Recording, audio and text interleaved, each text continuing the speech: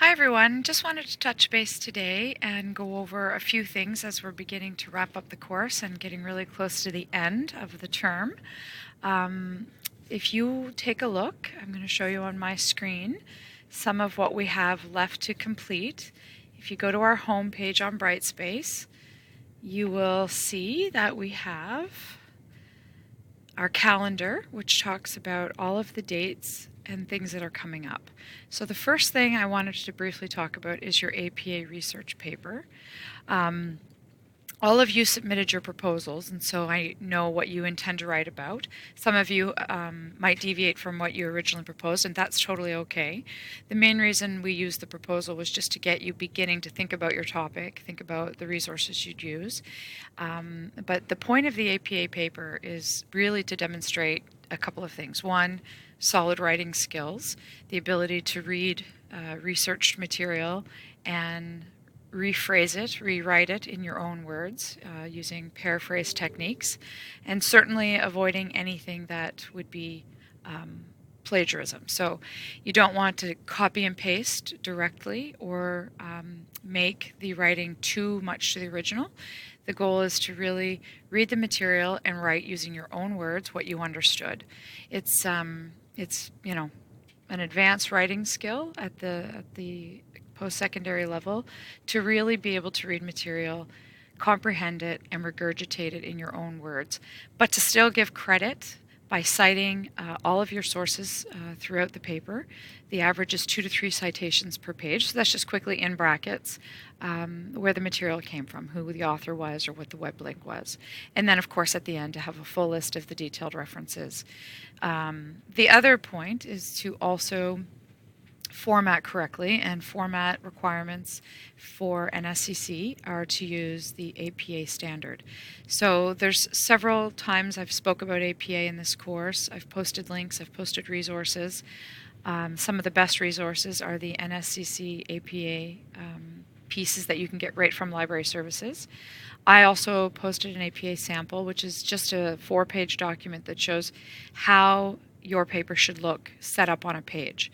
So please pay particular attention to that, because for the APA paper, I'm even more sticky about APA format. And that means your cover page has a running head at the top, followed by a shortened title of your paper in all capital letters, the page number, and then the title of your paper, your name as the author, the course name. You can put the date, you can put extra information like NSCC, but those pieces are important. All of it is done double-spaced, Times New Roman size 12 font. Then on the second page, which is where you begin your paper, the title goes centered at the top, title of your paper.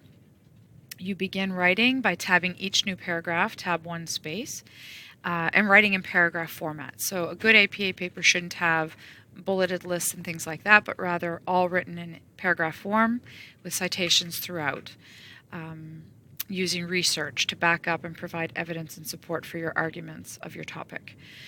Some have asked about, can we use personal pronouns like I? It's not that you can't, but remember, because it's a research paper, it's about the research. So according to the author, according to the source, recent statistics indicate, as opposed to I think, I believe, or I know. That's what you try to avoid in writing a paper. Write with good flow, good organization, definitely proofread and check over your work, and that should be really all that you need to do to ensure your paper is strong.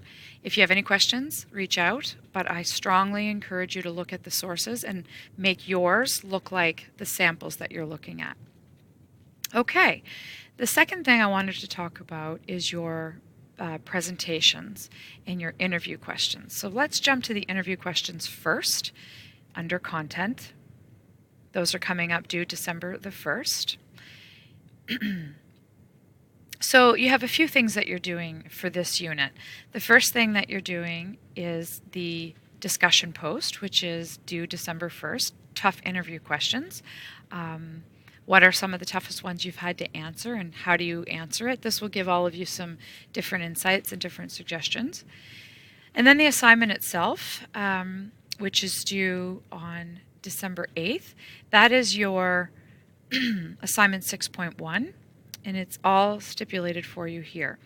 You are going to prepare 5 interview questions, commonly asked interview questions, and how you would answer them. So some of the questions you can always expect to hear in an interview are, tell me a bit about yourself, or tell me how your experience and education has prepared you for this role. How would you answer that question? So you'll write what you would expect to say if you were doing an interview. Another question might be about your strengths and weaknesses. Why should we hire you? There may be a situational or behavioral question where they ask you to explain situations that you might encounter and how you'd handle them, how you'd handle a difficult customer or a conflict situation. Other behavioral questions might refer to things that have happened in the past. So can you tell me a time where you had to juggle, a heavy workload or a difficult team member, and how did you handle it? So questions like that, choose 5 and then type your 5 answers. And then part B of the assignment is to prepare end of interview questions. So at the very end of an interview, there should be an opportunity where an interview person or panel will say, do you have any questions for us? And the answer should always be yes. I have 2 to 3 questions. So those are the questions I'm asking you to come up with. The textbook gives some examples. There's lots of resources to Google to find suggested questions, but it's always something that shows interest in the job, when you might expect to hear the result of the interview, what the work culture is like, different questions that you can ask without asking about the money question. Typically, we don't get into the money question unless you're being offered a job, and then we can talk about negotiating for compensation. So that's the second part. The last part is your work philosophy, which is just a few lines that state in your own words what you believe about your work ethic or about yourself as a candidate. Some simple philosophies are that you have a strong work ethic, you go above and beyond to get the job done, you've got great attention to detail. Anything that is authentic and true to you, depending on the field you're going into, they all might look a little bit different. But it's just very much a personal statement on how you see yourself and how you see your work. So I also provided some links. So that's the written component that you'll upload to Brightspace. The other piece is in reference to, just going back to content, the business presentations. 3/4 of you have booked with me, so thank you very much. We'll have our Skype presentations soon. And during that time, we will meet over Skype. You can find me on the Skype site at lisa.gower@nscc.ca. And it's just a quick, roughly 20 minutes or less even in some cases, where you're going to show me your portfolio. And you do not have to show me the entire binder. Some of you have binders. Some of you just have slimmer portfolio samples with a few pieces in it. So all I'm asking you to do is show that you've done a portfolio, you have some materials to bring to an interview that highlight your skills. So some of the things you might have in your portfolio are sample assignments you've done, sample computer skills. I often encourage my face-to-face students to print off PowerPoint samples or Excel spreadsheets. If they're accounting students, any accounts receivable or accounts reconciliation. Documents that show they have skills and evidence of the tasks at hand. So depending on what you're studying, if it's management or marketing or accounting, you might have different pieces. If you're in marketing, you might have a marketing plan that you're proud of that you might want to show, things like that. Because if it were a real interview with a company, the best answer is to give a qualified answer, a detailed answer, and then also to pass over a sample of your work. So, for example, rather than pass over an entire binder and expect the panel to look at it, they may ask you a question about your computer skills. And you can say, yes, I know how to use Word, specifically Excel, PowerPoint, Outlook, Word. And here are a few samples that show that I have the ability to format a memo, format a letter using Word, or create a PowerPoint. Here's a sample PowerPoint I created. Or yes, I do have skills with spreadsheets. I took spreadsheets 1 and 2 in my classes, and here are a couple of spreadsheets I've created. It just gives further credibility to the answers that you give, and it will differentiate you from other people applying who don't have portfolios and don't have samples of their work. So part 1 of the presentation is just you going through some of those pieces and showing me that you have a portfolio. Then I will ask you probably just 2 to 3 questions. It won't be very lengthy.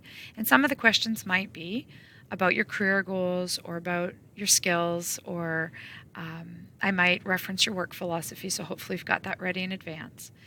That pretty much summarizes what I wanted to say about the business presentation. Please don't be nervous. The idea of giving a presentation is so that I can assess your interview skills, your presentation skills, and your portfolio all at once. But it's short and it's brief, so you can be clear and concise, and I won't deviate into any other questions that you aren't prepared for. So that covers the 2 outstanding assignments that you have there. And then if we just go back to course home, just a reminder that at the end of the course, I've asked you to self-evaluate by December 8th your contributions to the discussion board. There's a rubric for you to review. Give yourself a grade out of 10 and tell me basically what you deserve for your discussion board evaluation. And that pretty much will take us to the very end of the course, the end of the assignments, and everything that you are expected to do. One last thing I forgot to mention in terms of the things that you are preparing is to have a copy of your references ready to go. So if you were in an interview and a person said, "Do you have a copy of your references?" you should be able to say yes and have it ready to pass over. So the list would just be references, and then usually 3 is a good standard. So an academic reference, an employer reference, maybe a colleague or someone who supervised you. Anyone who's not, your mom or your best friend, right? It's supposed to be sort of more work and academic related. Make sure that your references are up to date, typed, and ready to go in case you're asked that question. So if you were using, me as a reference, let's say, and you've asked my permission to do that, it would say Lisa Gower, faculty, NSCC, my email or my phone number, something very simple like that, all typed up, ready to go. So I think that takes us to the end of what I wanted to cover today. I hope that that helps as you finish your final preparations. Please feel free to reach out and ask if you have any specific questions. I'm on email every business day, 5 days a week, sometimes weekends, but I can't always promise that. Thanks so much. Have a great weekend and try really hard to stay focused on the end zone. You're almost done. Thanks so much. Bye for now.